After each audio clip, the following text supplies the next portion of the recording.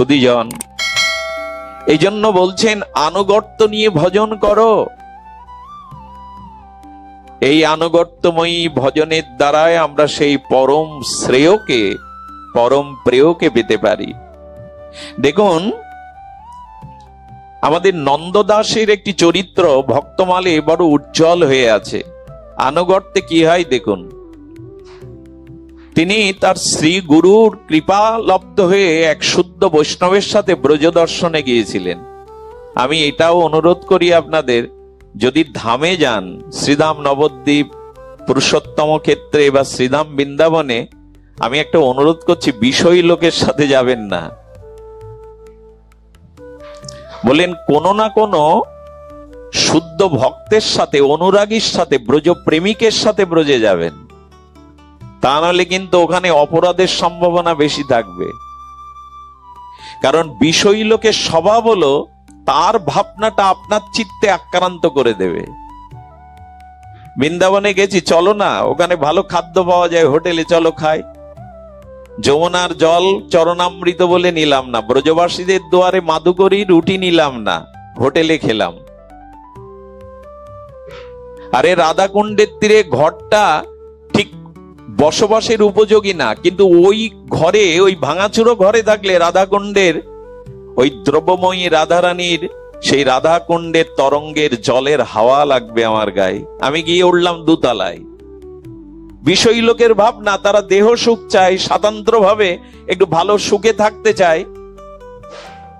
এই জন্য যদি কখনো তীর্থে যান, ধামে যান, শুদ্ধ শ্রীগুরুর সাথে যেতে পারলে তো সোনাই সোহাগা, আর না হলে কোনো ভজনানন্দী, ভজন প্রেমিকের সাথে যাবেন, তার ভাবটা আপনার চিত্তে আক্রান্ত হবে।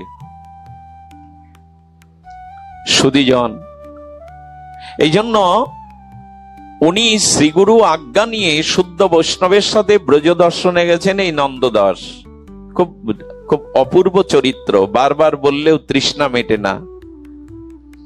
তো নন্দদাস ব্রজে গিয়ে ব্রজে রেণু মেখেছেন, যমুনার জল পান করেছেন, বৃক্ষগুলোকে জড়িয়ে ধরিয়ে ধরিয়ে আকুতি জানাচ্ছেন। এইগুলো ব্রজবাসের নিয়ম। প্রথমে ধুলির কাছে, বৃক্ষের কাছে, যমুনার জলের কাছে, ব্রজবাসীদের কাছে, ব্রজের প্রসাদের কাছে আনুগত্য নিতে হবে, তবে যদি ব্রজেন্দ্র নন্দন বা ব্রজেশ্বরী রাধারানী আপনাকে কৃপা করে। সুধীজন, উনি পরিভ্রমণ করতে করতে চিলেকোটায়, মানে একটা ছাদের উপরে এক সুন্দরী যুবতীকে দেখলেন। সুন্দরী যুবতীর অপরূপ রূপের জ্যোতিচ্ছটায় ওনার চোখ আটকে গেল। উনি ওখানে দাঁড়িয়েই রয়েছেন, মাটি বুঝতে পারছিলেন না, এই সুন্দরী যুবতী রত্ন বুঝতে পারছিলেন যে এক সাধু আমার দিকে তাকিয়ে আছে। যখন দৃষ্টি পড়ল, দেখলেন উনি অপলক নয়নে ওনার সেই যৌবন রস আস্বাদন করছেন। বড় লজ্জিত হয়ে নিচে নেমে এলেন, নিজেকে অপরাধ বোধ করতে লাগলেন। ব্রজ মায়েরা ঘোমটাটা বুক পর্যন্ত টেনে নেয়। যারা ব্রজবাসী মা, এদের মুখ আপনি দেখতে পাবেন না সহজে। আমাদের বাঙালি মায়েদের মতো নয়, ওদের দেশের নিয়ম হলো বুক পর্যন্ত ওরা ঘোমটাটা টেনে রাখে, মুখ দেখা যায় না। দেখ, ব্রজবাসী মায়ের কাছে প্রশ্ন করা হয়েছিল, আপনাদের এই রীতি কেন? একবিংশ শতাব্দীতে এই ভারত এত মানে উৎকর্ষ আধুনিকতার ছোঁয়া লেগে গেছে, আপনারা ঘোমটাটা বুক পর্যন্ত দেন কেন? কি বলেছিল জানেন উত্তরে? ঘর বাড়ি, স্ত্রী পুত্র, বিষয় বৈভব ছেড়ে কত সাধক, কত ভক্তজন এই বৃন্দাবনে পড়ে রয়েছে।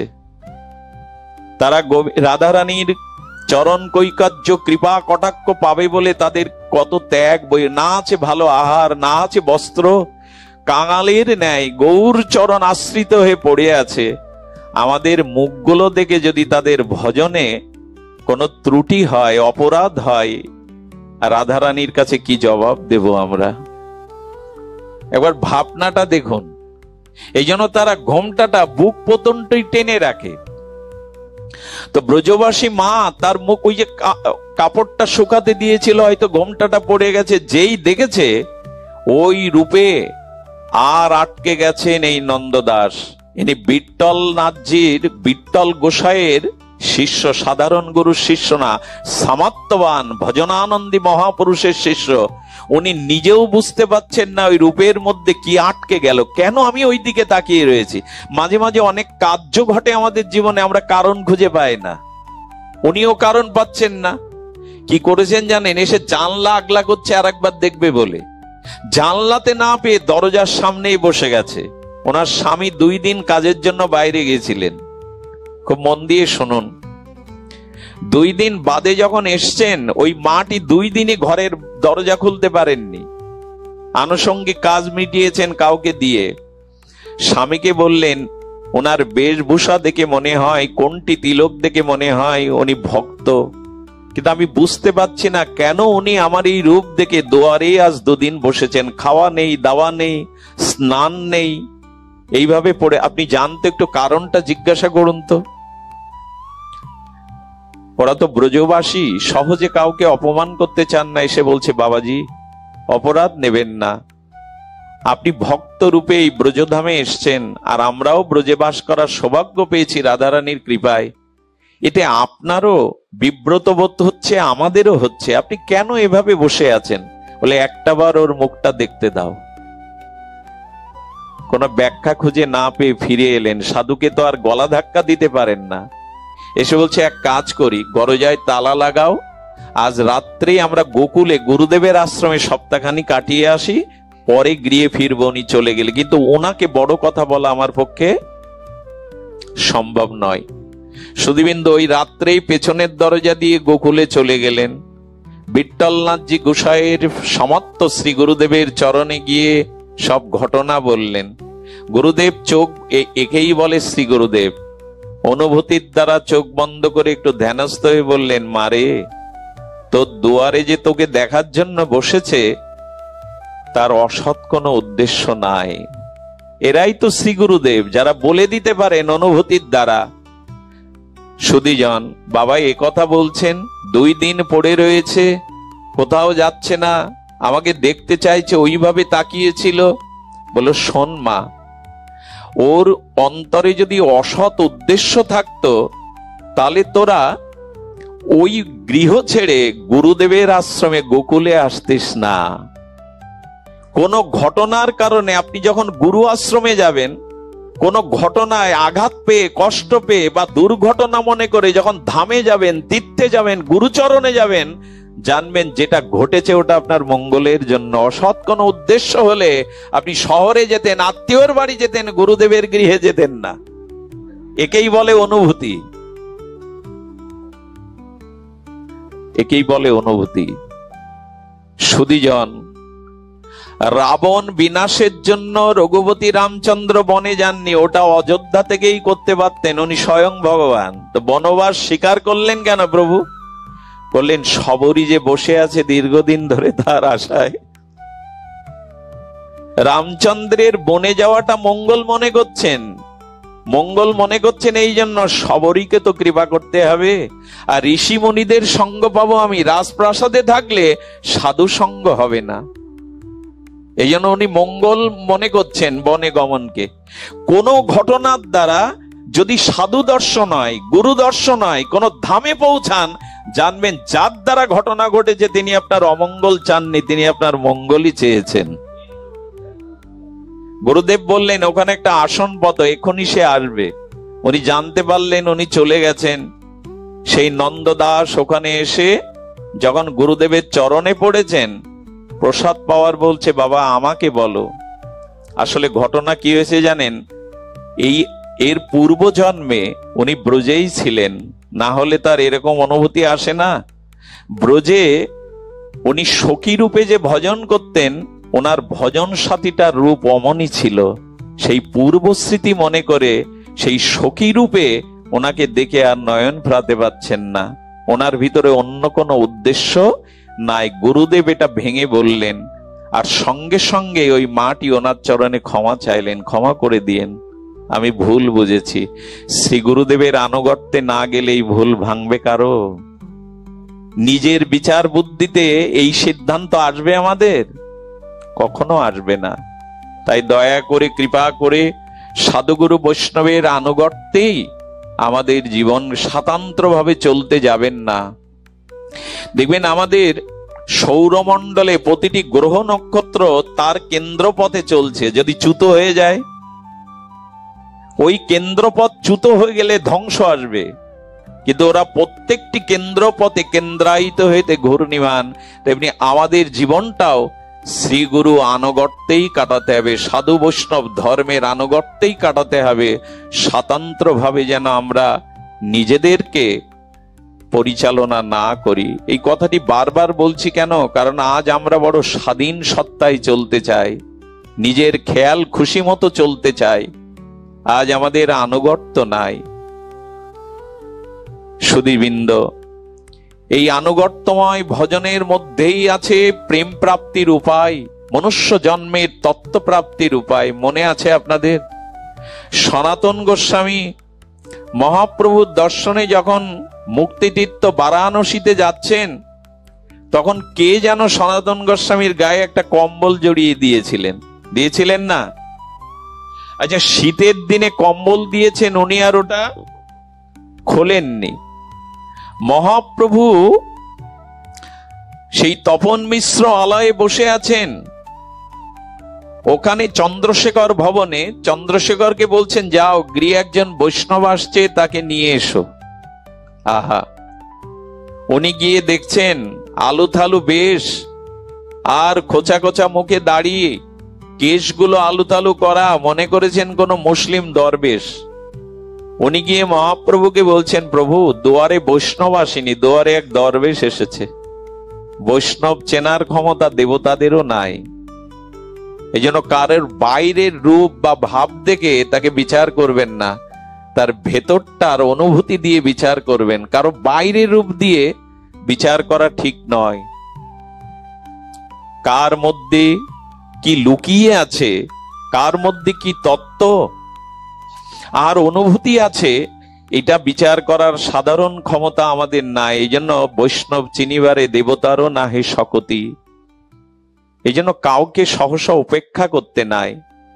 পথে যেতে যেতে কাউকে উপেক্ষা এবং কারো প্রতি খুব সহজ হালকা ভাব, উপহাস ভাব দেওয়া উচিত নয়।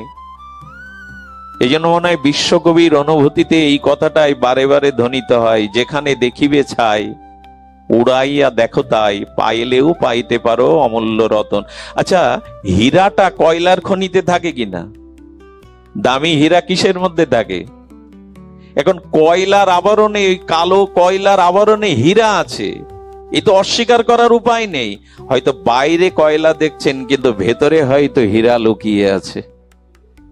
এই জন্য কাউকে উপেক্ষা করার অবকাশ নাই সুধীজন। এই জন্য চন্দ্রশেখর ভবনে মহাপ্রভুকে বলছেন, প্রভু দরবেশ এসছে, বললে যিনি এসছেন তাকে নিয়ে এসো। সুধীবৃন্দ, মহাপ্রভুর সামনে গিয়ে অবনত মস্তকে আর দৈন্য দীনতা নিয়ে যখন সনাতন দাঁড়িয়েছেন, মহাপ্রভু আসন থেকে উঠে সনাতনের দিকে দৃষ্টিপাত করে যখন দৃষ্টিপাত করেছেন, প্রভু হঠাৎ থেমে গেছেন। থেমে গেছেন কেন জানেন? থেমে গিয়ে সনাতন গোস্বামীর দিকে আর তার করুণার দৃষ্টিতে চাইছেন না। এখন সনাতন গোস্বামী অনুভবী জন, মহাপ্রভুর নিজ প্রিয় পরিকর। উনি বুঝতে পারলেন মহাপ্রভু যেন না তাকিয়ে তাকে এই কথা বলতে যাচ্ছে, সনাতন সবই যখন ছেড়ে এসেছো, গায়ে কেন এই দামি কম্বলটা জড়িয়েছো? ওটা তো রাজ কম্বল। আমার কি মনে হয় জানেন, প্রভু তোমার এটাও সহ্য হচ্ছে না? রাজমন্ত্রী সনাতন রাজ ঐশ্বর্য ছেড়ে পথের ভিখারি হয়ে পরের দেওয়া একটা কম্বল গায়ে দিয়েছে, এটাও তোমার সহ্য হচ্ছে না? বলেন, সনাতন তোমরা যদি কাঙাল না হও, দিনহীন না হও, পরবর্তী গৌড়ীয় বৈষ্ণবগণ এই ত্যাগ বৈরাগ্য শিক্ষা নেবে না। তোমাদের যদি ত্যাগ বৈরাগ্য তিতিক্ষা না থাকে, তাহলে অন্যরা নেবে না। আমাদের এখন সব থেকে বড় সমস্যা, সামনে পথ দেখাবার মানুষের খুব অভাব। আরে ঘর বাড়ি ছেড়ে সাধু হয়েছি তিনতলা এয়ার কন্ডিশনে থাকার জন্য, আজকে তো ওই অবস্থায় হচ্ছে। সংসারী মানুষ সকালে মঙ্গল আরতি দিয়ে ব্যবসায়, অফিসে, চাকরিতে যায়, কৃষিকাজে যায়। আর আমার মতো যদি কেউ আশ্রমে যায় সংসার ছেড়ে, সে কি করে? মঙ্গল আরতি দিয়ে ভজন করে একবেলা ঘুমিয়ে নেয়। আরে ঘুমানোর জন্যই কি আশ্রমে গেছো? সামনে এখন আলো দেখাবার মানুষের খুব অভাব। এই জন্য মহাপ্রভু জানছেন যে রূপ সনাতনের দ্বারা জগতে ভক্তি ধর্ম, ভক্তি সিদ্ধান্ত শিক্ষা দিতে হবে। এরা ভালো খাওয়া, ভালো পড়া, ঐশ্বর্যের মধ্যে থাকলে মানুষ এদের আদর্শ নেবে না। প্রভু যেন বলতে চাইলেন, সব রোগ যখন সারতে এসেছো, একটু রোগ কেন রেখে দিয়েছো? সে কাঙাল হয়ে যখন এসেছো সর্বস্ব ত্যাগ করে, কম্বলটা কেন এখনো গাড়ে চড়িয়ে আছো? এটা বলা লাগেনি। এই অনুভূতিতে সনাতন বাইরে চলে গেলেন। আহারে, গিয়ে কি দেখলেন জানেন? এক বাঙালি ভিখারি, তার গায়ের ছেঁড়া কাঁথাটা শতছিদ্র, সেই কাঁথাটা জলে চুবিয়ে রৌদ্রে শুকাতে দিয়েছে। রাজমন্ত্রী সনাতন, বৃহস্পতি সমজার জ্ঞান, তিনি গিয়ে এই ইনার আনুগত্যে হাত জোড় করে ভিখারির ন্যায় বলছে, দেবে আমাকে, ভিক্ষা দেবে? আপাদ মস্তক ভিখারি তাকিয়ে বলছে, তোমাকে দেখে মনে হয় তুমি কোন রাজ, যুবরাজ, রাজার রাজা। তুমি ঠাট্টা করছো ভিখারিকে পেয়ে? বললে, না গো, আজ আমার থেকে বড় কাঙাল এই সংসারে কেউ নাই। তুমি দাও না, তোমার ছেঁড়া কাঁথাটা আমায় দাও না, বিনিময় তুমি আমার এই কম্বলটি নাও। মনে মনে ভাবছেন, কে ইনি? শতছিদ্র ছেঁড়া কাঁথাটা চেয়ে নিজের দামি কম্বলটা, এই ভোট কম্বলটা দিতে চাইছেন কেন? বিনা প্রশ্নে উনি দিয়ে দিলেন। সনাতন গোস্বামী স্নান করে যখন কাপড় পরবেন, তখন একটি নূতন কাপড় চন্দ্রশেখর তাকে এনে দিচ্ছেন। এই দেখুন আমাদের আচার্যদের অনুভূতি। নূতন কাপড়টা পেয়ে বলছেন, এটা নেওয়ার আমি অধিকারী না, আমি তো কাঙাল। কাঙালের এরকম নূতন বস্ত্র পরিধেয় করা উচিত নয়। আপনি যদি দিতে চান, কৃপা করে আপনার পরিধেয় একটা পুরাতন বস্ত্র আমাকে দেন। এই পুরাতন বস্ত্রটা দুভাগ করে কৌপিন করে পরেছিলেন, আর একটা গায়ে জড়িয়েছিলেন। এইখান থেকে আমাদের বাবাজিরা এইভাবেই এই বস্ত্র পরিধান, রাধাকুণ্ডে যারা আছে বাবাজি মহারাজ পরিধান করেন। এই অবস্থায় যখন মহাপ্রভুর সামনে গিয়ে বসেছে, প্রভু এই ত্যাগ বৈরাগ্যের আনুগত্য নেওয়ার জন্য আসন থেকে উঠে সনাতনকে জড়িয়ে ধরতে গেছে। সনাতন বারবার অবনত মস্তকে দৈন্য নিয়ে পিছিয়ে যাচ্ছেন, ছুঁয়ো না প্রভু, আমার মতো পামরকে, আমার মতো পাপীকে, আমার মতো ভোগীকে তুমি ছুঁয়ো না। সারা জীবন ঐশ্বর্য ভোগ করেছি প্রভু, তোমার এই চিরশাশ্বত আর পবিত্র অঙ্গ কলুষিত হবে, আমাকে ছুঁয়ো না। মহাপ্রভু তখন একটি বিখ্যাত ভাগবত শ্লোক বলেছিলেন। মহাপ্রভু সনাতনকে দেখে দুবাহু বাড়িয়ে বললেন, অক্ষ ফলং তা দিশ দর্শন হে। হে সনাতন, তোমার মতো ভক্তকে দর্শন করা এই চোখের ফল লাভ। ভগবান আমাকে চক্ষু দিয়েছেন তোমার মতো শুদ্ধ ভক্তকে দেখবার জন্য। যতদিন সাধুগুরু বৈষ্ণবের প্রতি এই দৃষ্টি না যাবে, ততদিন চোখের সফলতা নাই। জিহ্বা ফলং তা দিশ কীর্তন হে। হে সনাতন, তোমার মতো ভক্তের গুণকীর্তন করাই হলো এই জিহ্বার ফল লাভ, প্রাপ্তি লাভ। এই জিহ্বা পেয়েছি ভক্তের গুণকীর্তন করার জন্য, ভগবানের গুণমহিমা সংকীর্তন করার জন্য। জিহ্বাটা শুধু পরনিন্দা, পরচর্চায়, আন কথায় কাটিয়ে দেওয়ার জন্য না। জিহ্বা ফলং তা দিশীয় কীর্তন হে। তোমার মতো ভক্তের কীর্তন করাই হলো, গুণকীর্তনই হলো জিহ্বার ফল লাভ। অম্ব ফলম গাত্র তা দিচ স্পর্শ। আমার এই অঙ্গ সেই দিনই ধন্য হবে যেদিন তোমার মতো ভক্তকে আমি আলিঙ্গন করতে পারবো। এসো সনাতন। আচ্ছা, প্রভু এ কথা কেন বলছেন? প্রভু কেন বলছেন জানেন? দুর্লভতা হি ভাগবত লোকে। সনাতন, পৃথিবীতে কোনো কিছুই দুর্লভ নয়। আজ এই বিজ্ঞানের চরম উৎকর্ষ, বৈজ্ঞানিক যুগে এসে কোনো কিছুই আজ আর সব হাতের মুঠোই বিশ্বটা। কিন্তু দুর্লভতা হি ভাগবত লোকে, এই পৃথিবীতে এই চতুর্দশ ভুবনে একমাত্র দুর্লভ তোমার মতো কৃষ্ণ ভক্ত, তোমার মতো ভক্তই হলো জগতে দুর্লভ, আর কিছু দুর্লভ নয়, তোমার মতো ভক্তই দুর্লভ। সারাটি জীবন এনারা মহাপ্রভুর আনুগত্যে গোস্বামীগণ ছেঁড়া কাঁথা নাড়া মাথা, কখনো চানা কখনো উপবাস, 56 ভজন করেছেন একাক বৃক্ষতলে বাস করে। কেন এই আনুগত্য দেখিয়ে গেছেন, আনুগত্য বিনা এ ভজন হবে না। মহাপ্রভু কৃপা করে ব্রজে পাঠিয়েছেন, তোমরা কাঙাল হয়ে কাঙাল ভক্তকে আশ্রয় দাও, তোমাদের থেকে যেন মানুষ ত্যাগ ও বৈরাগ্য তিতিক্ষা শেখে। আজকে এই আনুগত্যই আমাদের নাই। সুধীজন, এই আনুগত্যময় ভজনই আমাদের প্রেম প্রাপ্তি তত্ত্ব জিজ্ঞাসার পথে প্রগতির পথে এগিয়ে দেবে। তাই অনুরোধ করি, আনুগত্যই আমাদের ভজন, আনুগত্যই আমাদের জীবন, আনুগত্যই আমাদের প্রেম প্রাপ্তির উপায়। শ্রীগুরু আনুগত্য, বৈষ্ণব আনুগত্যের মধ্যেই এই জীবনের সফলতা। আনুগত্য বলতে গিয়ে হৃদয় ভেজানো একটা লীলা মনে পড়ে। আমাদের বাবাজি মহারাজকে সেবা করেছিলেন তার এক সেবক। একবার নবদ্বীপে বন্যা হয় জানেন। নবদ্বীপে বন্যা হলে বংশী কি করতেন জানেন? 3 কিলোমিটার মাটির পাত্রে করে জল আনতে যেতেন। মাজার সমান জলে 3 কিলোমিটার গিয়ে গুরুদেবের জন্য জল আনতেন। আর বাবাজি তো কুটিয়া থেকে যাবে না, কুটিয়ার মধ্যে জল মগ্ন হয়ে গেছে, খাটটা উপরে দিয়ে বাবাকে ওখানে রাখেন। ওই খাটের এক পাশে একটু অন্ন ফুটিয়ে সিদ্ধ ফুটিয়ে বাবাকে দেন, আর 3 কিলোমিটার দূর থেকে জল আনেন। এভাবে 15 দিন করতে করতে ম্যালেরিয়া দেখা দিল। বংশীর ম্যালেরিয়া দেখা দিল, সব ছেড়ে গুরু আনুগত্যে এইভাবে সেবা করছে। সারা রাত জেগে জেগে বাতাস করে গুরুপে, যেন গুরুদেবের মশা আর প্রাণী আক্রমণ না করে। ম্যালেরিয়াতে এমন আক্রান্ত হলো, গুরুদেবকে বলেনি, প্রায় সপ্তাহখানি ভেতরে জ্বর পুষে রেখেছে। হঠাৎ করেই তার মৃত্যু যন্ত্রণা শুরু হলো। যখন শেষ নিঃশ্বাস ত্যাগ করবে, কথা বলতে পারছে না, তখনই লুটিয়ে পড়েছে গুরুদেবের কোলে।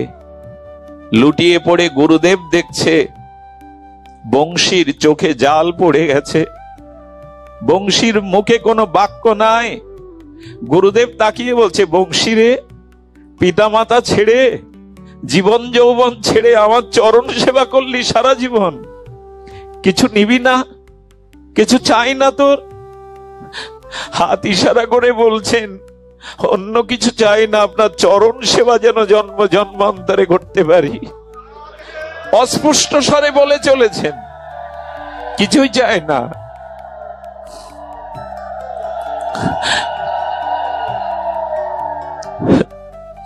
গুরুদেবের চোখে জল। ওরে বংশী, তোর যেমন আমি ছাড়া কেউ নেই, আমার জীবনে তুই ছাড়া তো কোনো কেউ নেই। তুই চলে গেলে কে আমাকে সেবা করবে? সঙ্গে সঙ্গে নিজের মালাটা বের করেছেন।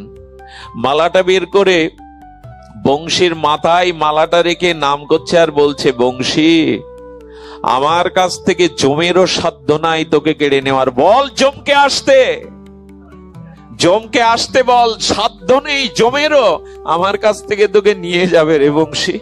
মালাটা মাথায় রেখে নাম করতে লাগলেন। 15 মিনিট পর বংশী সুস্থ হয়ে গুরুচরণে প্রণাম করলো।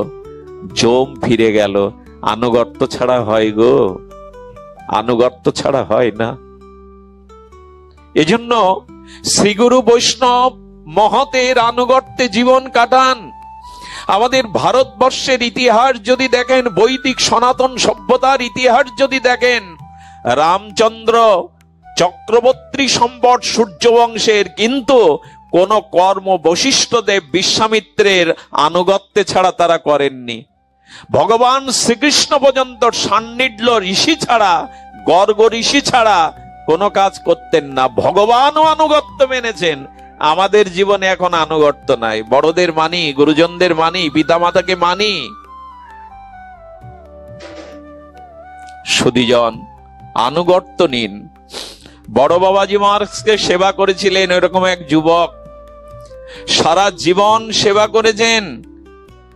বড় বাবাজি মহারাজ বলছেন, কিরে আমি আর লীলাতে থাকবো না, অপ্রকাটে চলে যাচ্ছি, তোর কিছু চাই না? নীরবে চোখের জল ফেলে হাত জোড় করে বললেন, কিছুই চাই না, তবে শোন, তোকে আমি বৈকুণ্ঠ গতি দিতে পারি। এই দেখুন সামর্থ্য সদ্গুরুদেবের ভাষা, বললেন তোকে আমি বৈকুণ্ঠ গতি দিতে পারি, স্বর্গের পদও দিতে পারি যদি তুই চাস। কি চাই তোর? বারবার বললেন, আমি যা চাই আপনি তা আমায় দেবেন না গুরুদেব। হে পরমারাধ্য, হে শ্রীচরণ, আপনি আমায় তা দেবেন না। বলে, বলতে পারলি তুই? শোন, আজকে চেয়ে নে, সারাটা জীবন সেবা করেছিস, নিজের সুখের দিকে তাকাসনি, আজকে চেয়ে নে। বলো, বলছি তো আমি যা চাইবো আমাকে তা আপনি দেবেন না। বলেন, কি চাই তোর বল? বলো, বলতে পারি যদি আমার মাথায় হাত থেকে আপনি প্রতিজ্ঞা করেন। বলে, এখনো তোর আস্থা আসলো না, বিশ্বাস এলো না তোকে আমি সব দিতে পারি? বলেন, ওই জন্য তো বলছি, মাথায় হাত থেকে বলুন, যা চাইবো দেবেন। একটু ভেবে বলেন, ঠিক আছে, চেয়ে নে, সারা জীবন সেবা করেছিস, নিজ সুখের জলাঞ্জলি দিয়ে চেয়ে নে। অনেকক্ষণ নীরব থেকে সজল নয়নে বললেন, তবে দিন। কি চাইতে হয় এটাও জানতে হয় আনুগত্যে। আপনি আমায় দিন। আমি সারা জীবন দেখেছি আপনি আসনে বলে যখন নিতাই বলেন, হা নিতাই, তখন আপনার চোখ দিয়ে গঙ্গা যমুনার ধারা জল পড়ে। আমাকে ওইটুকু দিন যে আমি নিতাই বললে যেন আমার নয়নে নয়ন জল ভেসে যায়, ওইটুকু আমায় দিন। আমি নিতাই বললে যেন আমার নয়নে প্রেমাশ্রু বিগলিত হয়। দেখুন, কারো হৃদয়ে প্রেম আছে এটা বোঝা যাবে কি করে? আমার মতো এরকম আসরে ব্যাসপীঠে বসে চোখের জল ফেলে অন্যকে দুর্বল করাতে শুধু বোঝা যাবে না প্রেম আছে। অভিনেতারাও তো কাঁদাতে পারে, মঞ্চে, যাত্রা মঞ্চে অভিনেতারাও কাঁদায়, কিন্তু না, এই চোখের জলের সাথে যদি হৃদয়ের অনুভূতি যোগ থাকে, এই চোখের জলের আগের যে ভাব, যে নিষ্ঠা, যে নামে রুচি, আসক্তি, এইগুলো লক্ষণ যদি থাকে, তবে সে চোখের জলের মূল্য অনেক বেশি। ভগবান সবকিছু সহ্য করতে পারেন, ভক্তের চোখের জলকে উপেক্ষা করতে পারেন না। এটি ভগবানকে বড় বিগলিত করে দেয়, তবে লোক দেখাবার জন্য না, আসর মাতানোর জন্য না। যদি ঘরে দোদ দিয়ে একান্তে নিতাই বলে কাঁদতে পারেন না, দেখবেন অনেক জন্মের আবর্জনা ধুয়ে মুছে গেছে। আসরে কান্নাটা ঠিক নয়, কিন্তু পারিও না। অনেক চেষ্টা করি, মহাত্মারা, ধীর যারা, তারা চোখের জলকে কণ্ঠে আটকে দেয়, চোখে আটকে দেয়। আমি তো দুর্বল, পারি না, একাকী ভগবানের সামনে যদি নিতাই বলে কাঁদতে। এই জন্য ঠাকুর মশাই তার প্রার্থনাতে এই অনুভূতি জানিয়েছেন। বলুন তো কবে হবে? গৌরাঙ্গ বলিতে হবে পুলক শরীর, হরি হরি বলিতে নয়নে বহে নীর। কবে হবে? আর সংসারের জন্য রামকৃষ্ণ পরমহংসদেব বললেন, ওরে স্ত্রী পুত্র রোগ শোকের সংসারের জন্য তো ঘটি ঘটি কাঁদলি, কৃষ্ণ বলে তো কাঁদতে পারলি না। কৃষ্ণ বলে কবে কাঁদবি একাকী? রাধারানী বলেছিলেন, ললিতার সখীর প্রশ্নে ঠাকুরানী প্রেমময়ী বলেছিলেন, ললিতা বলেছিল, এত কাঁদিস কেন রায়, এত কাঁদিস কেন রাধা? রাধারানী বললেন, চোখের জল পড়লে দেখবেন একটা পথ তৈরি হয়, রেখা তৈরি হয়, হয় না? শুকিয়ে গেলে একটা রেখা তৈরি হয়। রাধারানী বললেন, দেখ, গোবিন্দ আসবেন, আমার প্রাণনাথ আসবেন, পথটা ধুয়ে না দিলে হয়, পরিষ্কার করে না দিলে হয়? ওই পরিষ্কার পথেই তো, ওই পথবেই তো গোবিন্দ আসবেন আমার হৃদয়ে, আমার নয়নে। ও বলছেন যেন নিতাই বললে আপনার মতো আমার চোখে ও গঙ্গা যমুনার ধারা বয়। গুরুদেব নীরব হয়ে গেলেন। কেন জানেন? এটাই প্রেমের লক্ষণ। এই যে হৃদয়ের শত উৎসারিত প্রেম থেকেই চোখের জল বিগলিত হয়, কণ্ঠ আর্দ্র হয়। সুধীবৃন্দ, যখনই গুরুদেব নীরব হয়ে আছেন, বলে বলছিলাম না আপনি আমায় দেবেন না, কিন্তু প্রতিজ্ঞা করেছেন মাথায় হাত দিয়ে, কিছুক্ষণ নীরব থেকে রঙ্গে স্পর্শ করে বললেন, যা, আমার যা কিছু জন্ম জন্মান্তরের সম্পদ আজ তোকে দিলাম আমি। সেই থেকে যখনই উনি নিতাই বলতেন, পিস্কারির জলযন্ত্রের ন্যায় ওনার চোখ দিয়ে অশ্রু বরিশান হতো। এটা আনুগত্য ছাড়া হয়? আপনার আমার চেষ্টায় বেশি দূর এগোতে পারবো না। এই জন্য শ্রীগুরু আনুগত্য নিন, বৈষ্ণবের আনুগত্য নিন, মহতের আনুগত্য নিন। সুধীবৃন্দ, ভগবান এটি তো দামবন্ধন লীলা। দেখুন, উদুখলে যশোদামা শুধু বাড়লেন না, গোবিন্দ ঘোষণা করছেন এই লীলার দ্বারা। দেখো, ব্রহ্মার পক্ষে কল্পনাও যা নয়, লক্ষ্মীর পক্ষেও যা ভাবনাতেও আসে না, শিবাদি নারদের পক্ষে যা কল্পনারও অতীত যে আমাকে কেউ বাঁধতে পারে। কিন্তু যশোমতী মা আমাকে কেন বাঁধলো বা আমিও কেন বন্ধনে ধরা দিলাম জানো? কারণ আমি ভগবান স্বতন্ত্র হলেও একটি জায়গায় আমি স্বতন্ত্র নয়। এই দেখুন, আমাদের কথা তো বললাম স্বতন্ত্র থাকতে নেই, ভগবানও বলছেন আমি স্বতন্ত্র নই। স্বয়ং বিভু চৈতন্য অখিল বিশ্বকুলপতি সচ্চিদানন্দ ভগবান, অজর অমর সৎশত চির শাশ্বত ভগবান, সর্বশক্তিমান তত্ত্ব পরতত্ত্ব, তিনিও বলছেন আমি স্বাধীন নই। বলে ভগবান তুমি স্বাধীন নাই, বললেন সবখানে স্বাধীন হলো, এক জায়গায় পরাধীন। অহং ভক্ত পরাধীন, আমি ভক্তি ও ভক্তের কাছে পরাধীন। এই দেখুন, ভগবান বলছে আমি পরাধীন।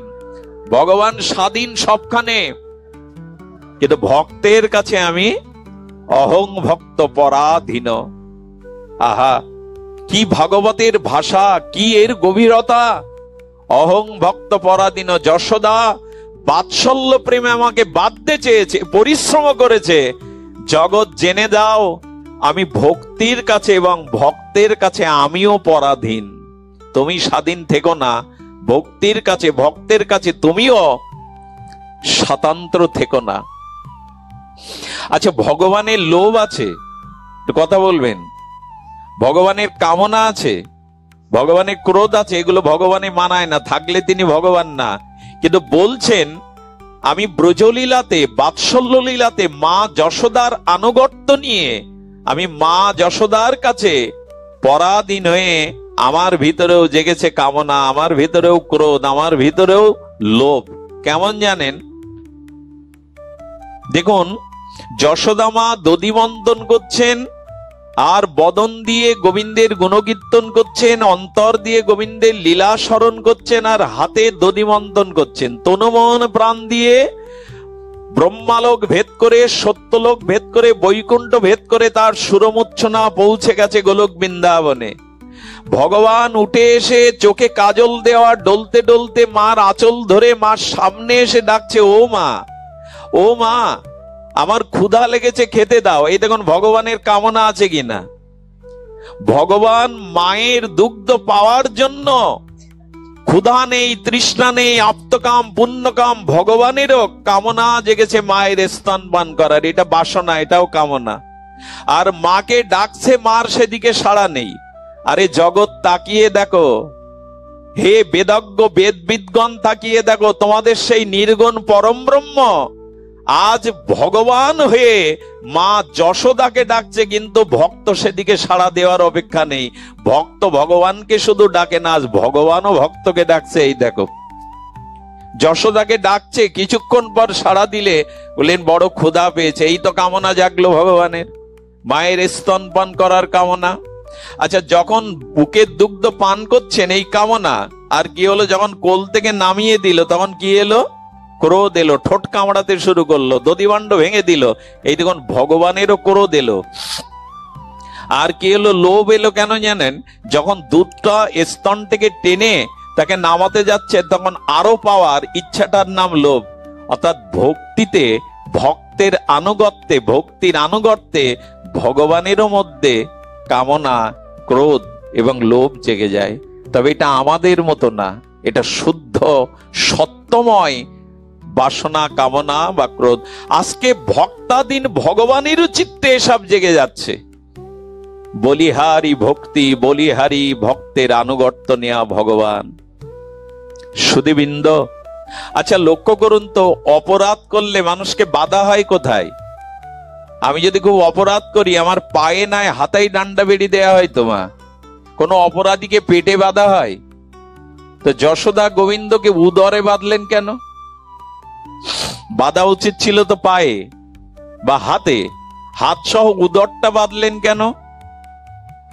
আমাদের আচার্যগণ বলেছেন, ভগবান তুমি যে মা যশোদার আনুগত্যে তার মধ্যমাকার পরিচ্ছিন্ন শিশু হয়ে, আর এই মা যশোদার বাৎসল্য রসে আনুগত্যে তুমি যে লীলা করছো, এই লীলাতে যশোদা তোমাকে যশ না দান করলে ভগবান তোমার এত যশ খ্যাতি জগতে হতো না।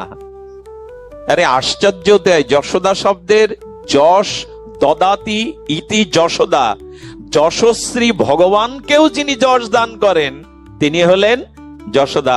আজকে যদি উদরে না বাদ দেন, হাত রঞ্জু দিয়ে উদর না বাদ দেন, দামোদর নামটা কি হতো ভগবানের?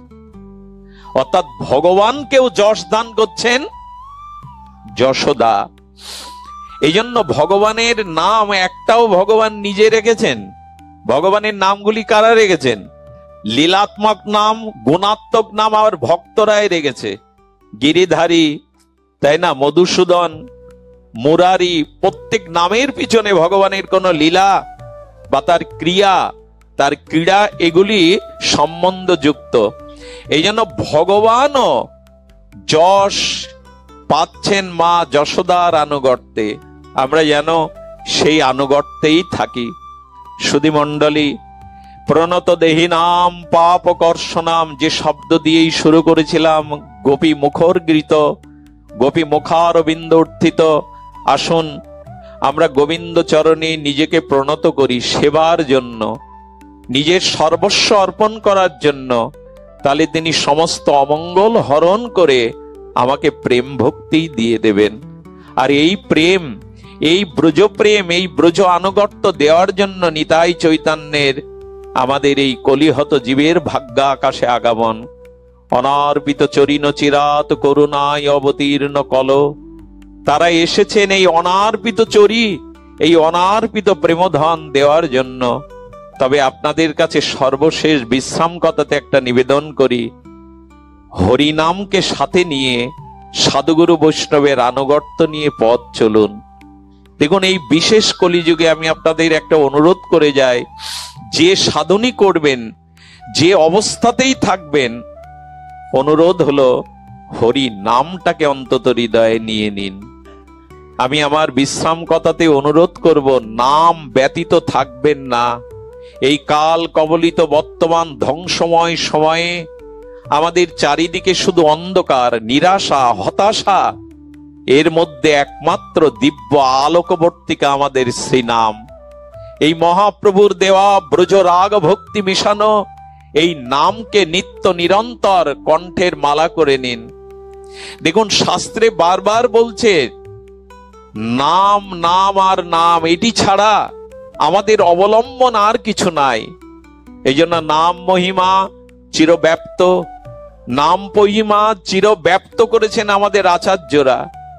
সুধীজন, আমি গতদিন যেন এই কোথায় বলেছিলাম, এখানে যদি তাপস বাবু বা এই আজকে যে সংগঠনের নামটা কি জানো, শ্রীকৃষ্ণ ভক্ত সেবা সংঘ বাংলাদেশ, ওনারা যদি আমাকে একটা লিস্ট দিয়ে দেন যে এই নামটা আপনি পড়ুন, আচ্ছা যার নাম আমার দ্বারা ঘোষণা করছে আমি তাকে কখনো দেখিও নি, চিনিও না, আমি যদি তার নাম ধরে ডাকি তিনি এখানে আসবেন কিনা?